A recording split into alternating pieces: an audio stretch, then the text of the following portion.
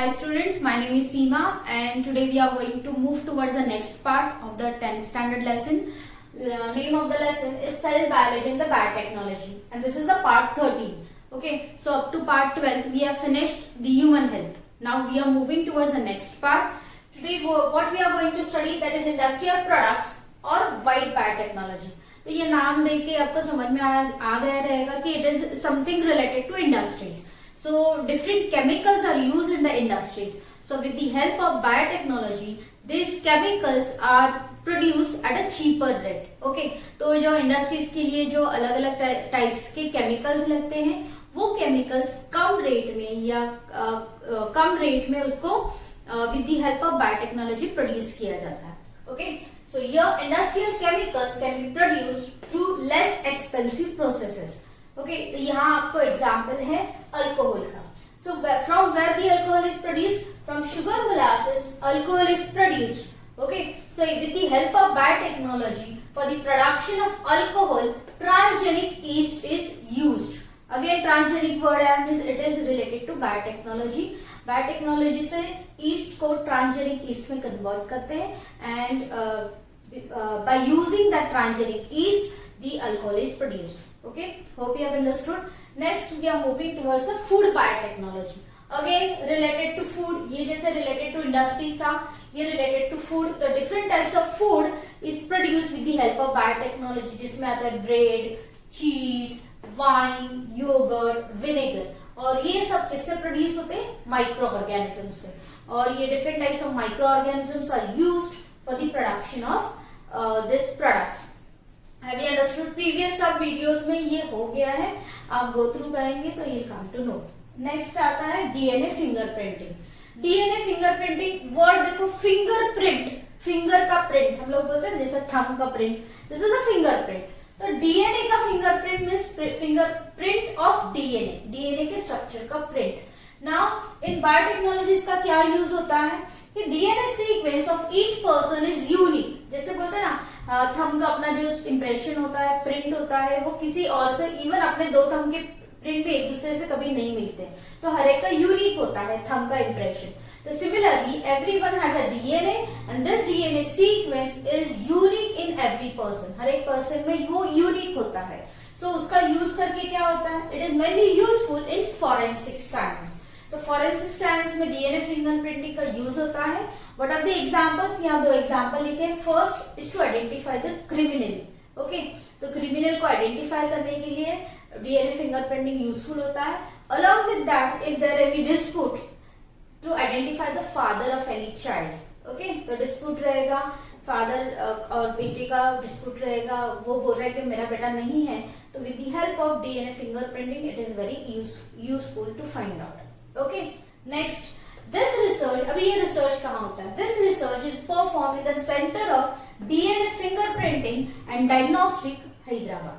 Okay, hope you have understood. Here we have finished industrial products, then food biotechnology and the DNA fingerprinting. Okay, moving towards the next part, that is environment and the biotechnology. Now here we are going to see the interrelationship between the biotechnology and the environment. तो environment आप देखेंगे तो nowadays the environment is very polluted. You can see water pollution, soil pollution, noise pollution, different types of pollution है जिसको कम करने के लिए, उनका इंटेंसिटी कम करने के लिए बायोटेक्नोलॉजी का हेल्प होता है. ओके, सो प्रीवियसली क्या करते थे, अगर if you take the example of industries, तो इंडस्ट्रीज क्या करते थे, उनका जो इफ्लुएंट है, जिनका जो वेस्ट है, वो नियर बाय वाटर बॉडीज में हम लोग छोड़ देते थे, जिसके वजह से वहां का जो एक्वाटिक लाइफ है वो डिस्टर्ब हो जाता था. प्लांट्स मर जाते थे, एनिमल्स मर जाते थे. तो अभी क्या करते हैं, उनका इंटेंसिटी थोड़ा कम करते हैं with the help of micro organisms. तो उनमें जो केमिकल्स है उनका लेवल कम किया जाता है with the help of micro organisms. This is the old technique, but now they are using the different techniques. Now you will see old technique में क्या था, that is microbial technique. Microbes छोड़ते थे. अभी तुम लोग समझने के लिए I give you one more example. See, if you look at the water, if water is having more amount of oxygen, the water is very pure. जितना पानी में ऑक्सीजन ज्यादा है, पानी ज्यादा प्योर होता है. उसमें जैसे जैसे ऑक्सीजन का लेवल कम होते जाता है वैसे पानी इम्प्योर होता है. तो how will identify? By the colour. Okay, तो आप जो देखते हैं पानी, गंदा पानी जो देखते हैं गटर का, उसमें ऑक्सीजन नहीं होता है, इसके लिए वो इम्प्योर वाटर है। ओके, तो because of this micro organisms ये इम्प्योर वाटर कुछ एक्सटेंट तक प्योर फॉर्म में या जो लेस हार्मफुल करके वाटर बॉडीज में छोड़ा जाता है। So this is the old technique. Now in new technique, what has happened? These are different old new techniques are introduced. One is bioremediation, biopesticides, biofertilizers, biosensors, etc. उसमें से bioremediation हम लोग इधर देखने वाले. We'll see the biopesticides. So biopesticides, pest मतलब the organism which creates harm, जो तकलीफ देता है उसको पेस्ट कहते हैं। तो biopesticides means I am giving you one example. अगर कुछ एनिमल है, जैसे for example if you take the example of rat, rat क्या करता है? रैट पूरा घर को डिस्टर्ब करता है, फील्ड में रहेगा तो फील्ड खराब करेगा, क्रॉप खराब करेगा। तो उसको मारने के लिए अगर हम लोग कैट का यूज करते हैं तो दैट इज बायोपेस्टिसाइड्स। तो कैट क्या करेगी? वो रैट को खाएगी। Okay, so this types of to control the pest, any organism, living organism, if we are using, then it is called as a biopesticides. Next आता है biofertilizers. So fertilizers क्या करते हैं? Because of the fertilizers, the plants get nutrients. Plants अच्छे grow होते हैं, crops अच्छे grow होते हैं. तो biofertilizer, लेकिन they are having as they contain the chemicals, उनका side effects भी है. So biofertilizers में क्या होता है? Biofertilizer का एग्जाम्पल है अर्थवर्म कंपोस्ट। ओके, अर्थवर्म से जो कंपोस्ट बनता है वो, ओके, तो इसके वजह से क्या हो जाता है? It won't create any harm, environment को कुछ हार्म नहीं होता, अल्टीमेटली वो it is benefited. Okay, next आता है बायोसेंसर्स। बायोसेंसर्स क्या करते हैं? सेंस करना। तो जो बायोलॉजिकल एनवायरमेंट में जो ऑर्गेनिजम्स है वो कुछ सेंस कर रहे हैं, then it is called as a biosense. Okay, have you understood this? Now next we are moving towards the bioremediation. So what is bioremediation? Absorption or destruction of toxic chemicals and harmful pollutants with the help of plants and microorganisms. If plants and microorganisms are used to absorb or to destroy the toxic chemicals, then it is called as a bioremediation. Okay, hope you have understood. Next, if the plants are used for this purpose, then it is called as a phytoremediation. Plants का use हो रहा है chemicals कम करने के लिए, then it is called as a phytoremediation. Have you understood? Now your in your text book you are having examples और उनका uses. So we will see the type pseudomonas bacteria is used for cleaning the hydrocarbon and oil pollutants from soil and water. Soil और water में oil pollutants और hydrocarbon का एक example है plastic.